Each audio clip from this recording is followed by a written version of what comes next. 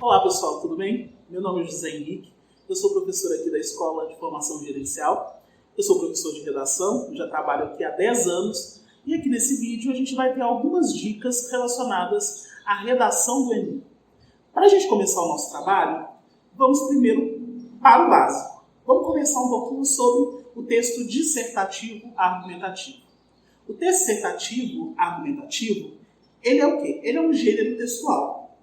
O que é um gênero textual? Esse gênero textual ele é extremamente comum, nas provas de vestibulares. E para o Enem, ele é contemplado na prova de redação, de acordo com as regras que são solicitadas pela prova. Primeira coisa que a gente precisa pensar. O dissertativo argumentativo, ele condensa duas tipologias textuais. A tipologia expositiva e a tipologia argumentativa. A tipologia expositiva ela está relacionada à explicação de fatos. Fatos que você vai trazer para a redação com o intuito de melhorar, auxiliar no processo de argumentação. Então, de um lado eu tenho a exposição está relacionada, como o próprio nome diz, a exposição do quê? A exposição de exemplos, situações, fatos. Enquanto do outro lado nós temos o quê? Nós temos a tipologia argumentativa. Na tipologia argumentativa, o que eu tenho? Eu tenho a defesa de um posicionamento crítico com o objetivo de persuadir, ou seja, convencer o meu interlocutor, o meu leitor, o meu ouvinte. Então, na tipologia argumentativa, eu defendo um ponto de vista com esse objetivo, com o objetivo de persuadir o meu leitor. Sabendo, então, que o texto dissertativo argumentativo ele vai condensar essas duas tipologias textuais, podemos dar uma olhada um pouquinho sobre a questão da estrutura da redação.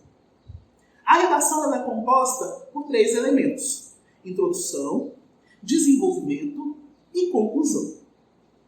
Esses 3 elementos, eles vão ser trabalhados ali ao longo do seu texto com esse objetivo, com o objetivo de persuadir, o seu leitor. Quando falamos sobre introdução, a introdução do Enem, ela tem por característica 2 elementos que são considerados obrigatórios: a apresentação do tema e a apresentação da tese. Por tema, entendemos o assunto que está sendo solicitado no enunciado da sua prova. Caminhos para combater os maus tratos contra animais no Brasil. Então eu sei que eu preciso discutir nessa redação a questão dos maus tratos. Então ali na minha introdução, independente de qual técnica eu utilize, eu preciso apresentar o tema. Neste caso, nesse exemplo, ali a questão dos maus tratos contra animais. Já a tese ela é um posicionamento crítico que você, aluno, tem em relação àquele tema. Por exemplo, eu, Henrique, acredito que os maus tratos contra animais no Brasil aconteçam mediante a falta de leis extremamente rígidas que possam o quê? Que possam punir o agressor. Ou seja, se eu não tenho uma lei muito rígida, esse crime ele continua acontecendo de uma forma muito ampla socialmente. Então, eu, Henrique, tenho esse posicionamento crítico acerca do assunto sobre maus tratos contra animais. Esse meu posicionamento crítico, é a minha tese dentro da redação. Então, na introdução, eu apresento o meu tema e eu apresento a minha tese. De preferência, não é uma regra estabelecida, que na introdução eu apresente, no mínimo, 2 teses. Por quê? Esse posicionamento crítico, no desenvolvimento, ele vai precisar ser defendido.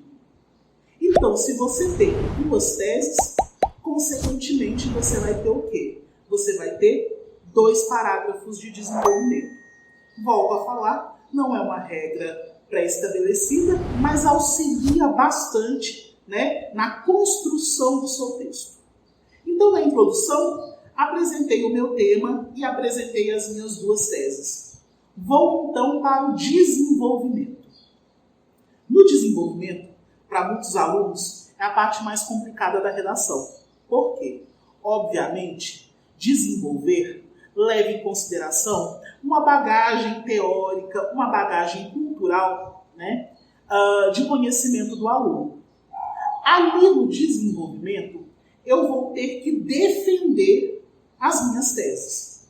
Então, no desenvolvimento número 1, eu vou desenvolver a tese número 1. Então, se eu coloquei a minha tese número 1 como a falta de leis mais rígidas, omissão estatal, negligência do poder público em criar leis mais rígidas, agora no desenvolvimento eu vou explicar como que essa falta de leis mais rígidas, né, auxiliam no desenvolvimento dessa problemática. Para isso, eu posso usar diversas estratégias argumentativas. Eu posso conceituar, eu posso exemplificar, eu posso fazer uma comparação. Imagine você fazendo no primeiro parágrafo do desenvolvimento uma comparação das leis de proteção aos animais aqui no Brasil com as leis, né, de outros países. Isso fica bastante interessante no seu desenvolvimento, porque mostra para o seu avaliador que você consegue comparar e o principal, que você consegue relacionar informações. Isso é um ponto crucial de grande importância para o desenvolvimento. Ali, a gente precisa o quê? A gente precisa de originalidade, a gente precisa da bagagem teórica do aluno. Então, essa bagagem auxilia muito na defesa daquela ideia. Então, quando você, por exemplo, utiliza no desenvolvimento uma alusão histórica. Henrique, o que é uma alusão histórica? A alusão histórica é quando, né, eu pego uma informação, né, do passado e essa informação auxilia no entendimento da problemática que é contemporânea. Lembre-se sempre, o problema da sua redação, o assunto, né, compreendido na sua prova, é um assunto contemporâneo, é uma problemática social vivenciada no agora. E muitas problemáticas sociais vivenciadas pela população brasileira têm raízes o quê? Têm raízes históricas.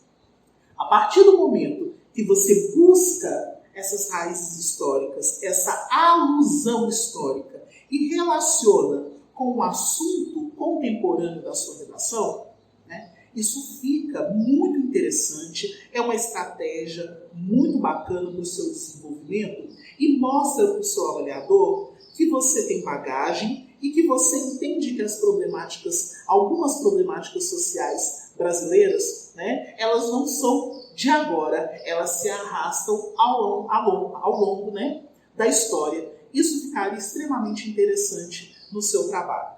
Henrique, não sou bom em história. Não consigo lembrar de algum aspecto histórico relacionado, por exemplo, aos maus tratos contra animais. Não tem problema, você vai buscar outra estratégia. Você pode buscar uma citação, você pode buscar uma definição. Talvez definir maus tratos contra animais seja extremamente interessante. Por quê? Porque muitas vezes surge a seguinte dúvida: esse maus tratos contra animais é apenas a violência física ou está agregado mais elementos ali, né, nessa conceituação? Às vezes você pode fazer essa explicação, esse conceito. Henrique, quero fazer uma comparação. Pode também. Henrique, quero trazer a fala de um autor, de um filósofo, de um sociólogo. Posso também. Nossa, Henrique, tem uma música super interessante que está subentendida ali, ou às vezes até bastante claro, a discussão sobre maus tratos. Posso colocar? Pode também. O importante é a contextualização. Não pode esquecer dessa palavra. Eu não posso simplesmente jogar uma informação aleatoriamente no meu parágrafo. Por quê? Porque ela precisa, essa informação histórica, sociológica, filosófica, ela precisa se relacionar com a tese escolhida por você lá na introdução. Então, isso é extremamente importante. Quando falamos sobre áreas do conhecimento dentro da redação, as áreas do conhecimento, elas são o quê? Extremamente amplas. São bastante amplas.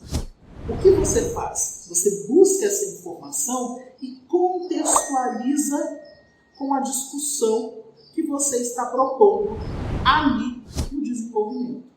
Então, é extremamente importante essa contextualização. Vou dar um exemplo para vocês, saindo um pouquinho da questão dos maus tratos contra animais. Eu estou aqui com a redação da Carolina Mendes Pereira. Ela tirou nota 1000 na redação do Enem, né? No ano em que o tema estava relacionado à manipulação do comportamento do usuário pela seleção prévia de dados.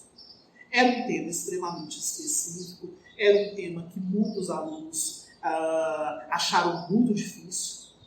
E a Carolina, ela fez uma contextualização tão interessante com o tema, que foi o seguinte: ela pegou a música do Gilberto Gil, a música Pela Internet, e contextualizou essa música juntamente com a apresentação do tema dela, tá? Ela não fez isso no desenvolvimento, ela fez isso na introdução. Mas eu quero mostrar para vocês como ao longo da nossa redação a gente pode utilizar das mais variadas áreas do conhecimento, né, a partir do momento que essa área do conhecimento esteja conectada, contextualizada com o tema da sua redação e com a discussão proposta.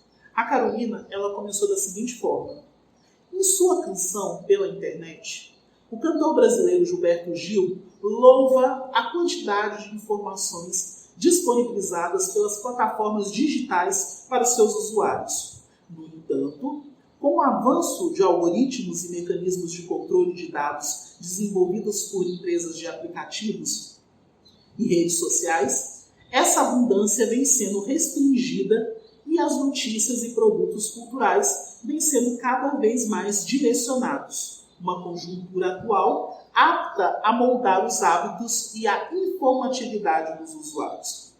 A gente consegue perceber claramente, pela construção da Carolina, que ela busca na música do Gilberto Gil uma relação com o assunto debatido, com o assunto solicitado pela prova.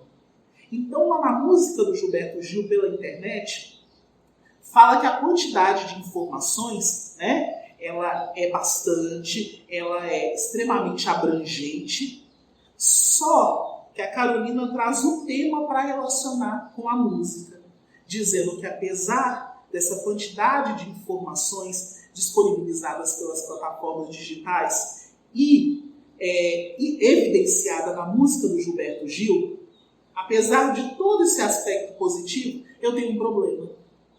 Qual é esse problema? Esse problema é o tema da sua redação.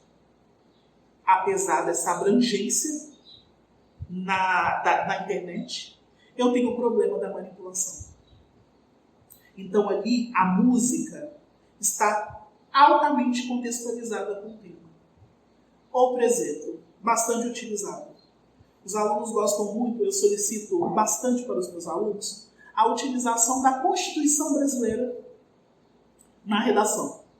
Por quê? Porque a Constituição é o nosso documento mais importante e ali na Constituição, né, os direitos da população brasileira estão reservados. Se eu tenho um problema e esse problema afeta diretamente a população ou uma parcela dela, provavelmente provavelmente algum direito está sendo retirado dessa população. Então, por exemplo, se eu tenho, o tema é analfabetismo. Nós sabemos que, infelizmente, no contemporâneo, o número de pessoas que não sabem ler e escrever é um número extremamente expressivo. A Constituição, em um dos seus artigos, menciona o seguinte, que a educação é direito de todos. Ela deve estar acessível a toda a população brasileira. Se eu tenho uma parcela da população que ainda não sabe ler e escrever, é porque esse direito ele não está contemplado ainda no contemporâneo.